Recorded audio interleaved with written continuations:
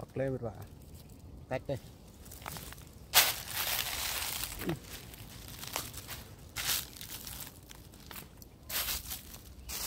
ini pemau kan ya pemau linci kan ya một sợi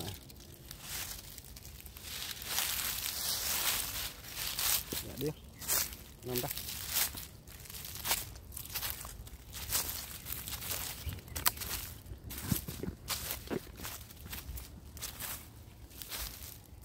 ya buộc trong khâu cách luôn đây dạ cái này là cách mình đấy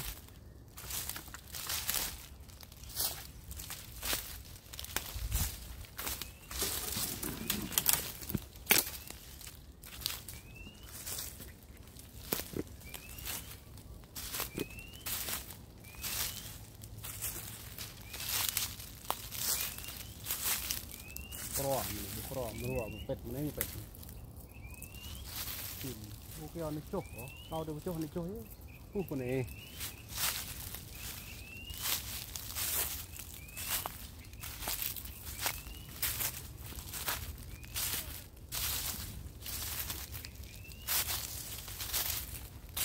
cuh siapa kan oh merak klip namanya pak merang kalian siap trên cái này rồi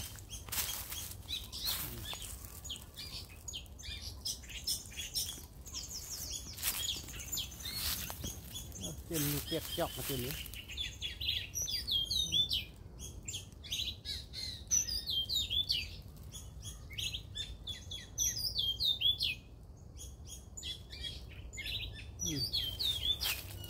đây đây cái ổ đây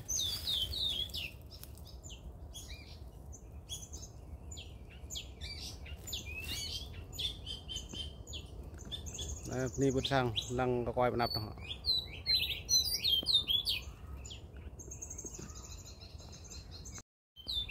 chim này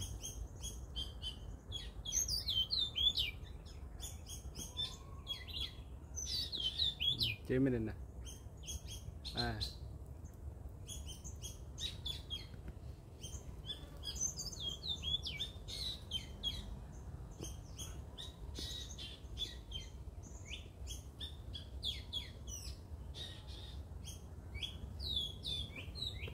đặt chim này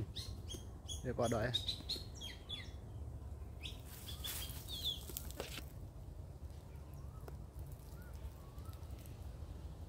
và đi này nhiều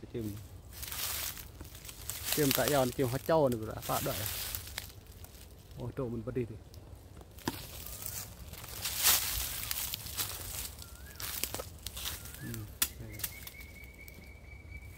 thì wow wow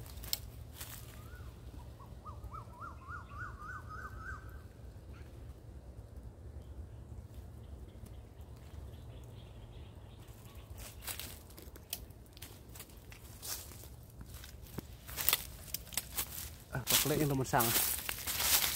nó chẹt lệ dạ được cái được này nữa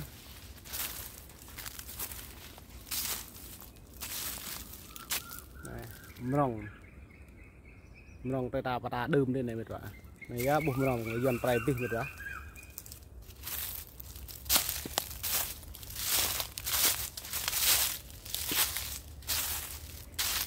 bạn đừng có bẹn này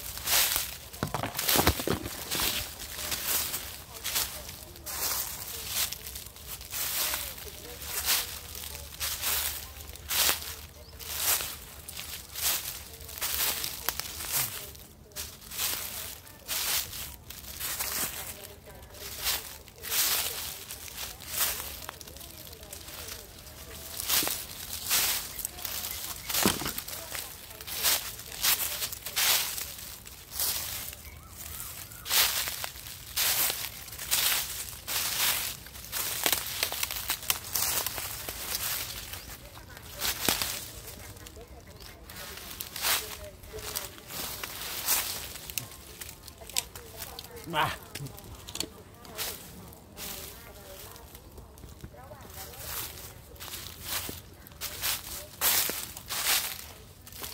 Chụp kiểu nữa.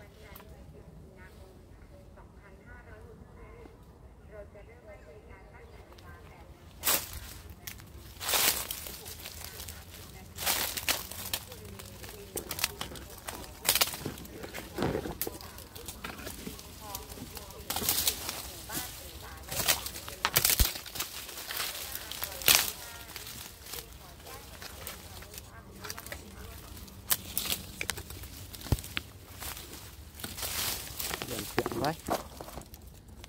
Nó keo này. Cái này buồn sang họ.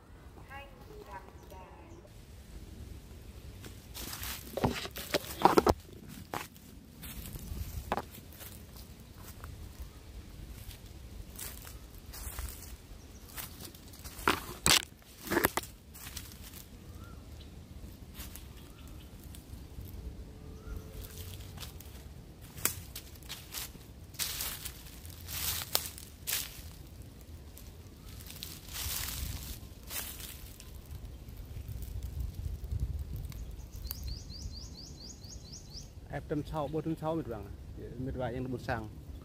ในยะเลยนะเส้นทางเนี่ย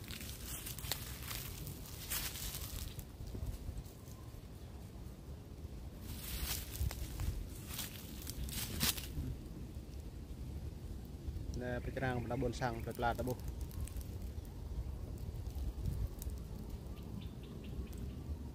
นี่แกงจบรูปเตเต้เป็นปีแล้วก็ดาวเนี่ยเป็นเหลือจะปลุกมาถอด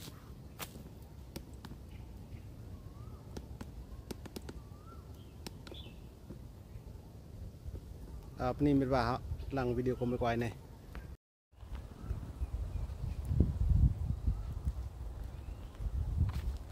ย้อนยาวในยาวไปเก่าเนี่ยเลยเป็นว่าผมล่างเนี่ยโป่งไม้như này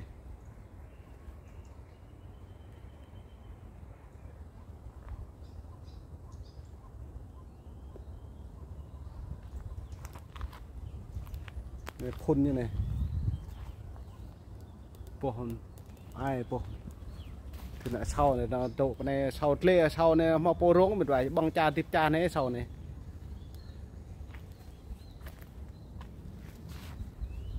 để mạt bẹ cái này nó ya này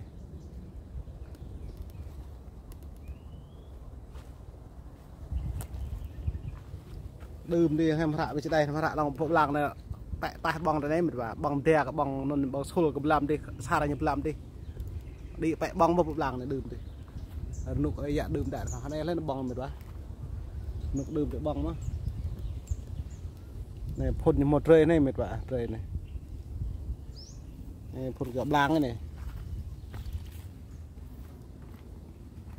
ta anh ấy đang làm lú lợn kèo xăm mà anh ấy chả mi một lợn kèo bẹ lợn kèo đấy tuyệt vời chả mi có một kèo lú kèo chặt cái kèo ngô kèo săn thầm một kèo cái chiếc răng của màu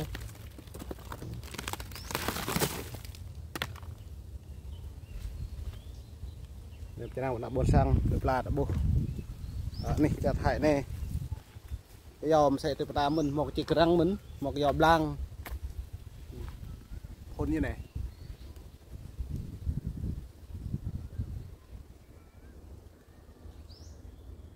có đông thì có rồi đấy chỉ đồng bình sang một có đi bong này pro nghĩa rồi thì xul hàng ngộ để pro đi món này á pro này dân phang món nào lấy này